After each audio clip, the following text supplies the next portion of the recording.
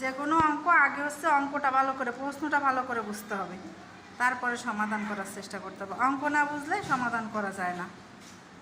আমরা আগে অঙ্কটা পড়ি। সিয়াম 1800 টাকা নিয়ে বাজারে গেল। সে 720 টাকার চাল, 585 টাকার মাছ এবং 425 টাকার সবজি কিনলো।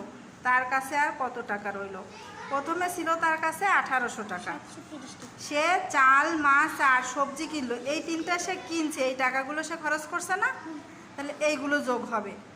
প্রথমে লিখতে হবে যে সিয়াম চাল কিনলো এত টাকা, মাছ কিনলো এত টাকা, সবজি কিনলো এত টাকা।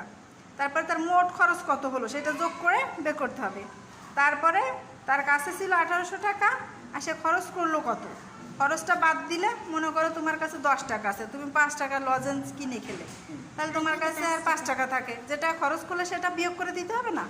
তো এখানে প্রথমে লিখতে হবে সিয়াম চাল কিনলো 720 টাকা, মাছ কিনলো 585 টাকার, আর সবজি কিনলো 425 টাকার।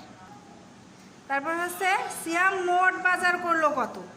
এই তিনটা, এই সোজা যোগ, এই সোজা যোগ আর এই সোজা যোগ। 0 আর 5, শূন্যের তো কোনো দাম নেই। 5 আর 5 কত?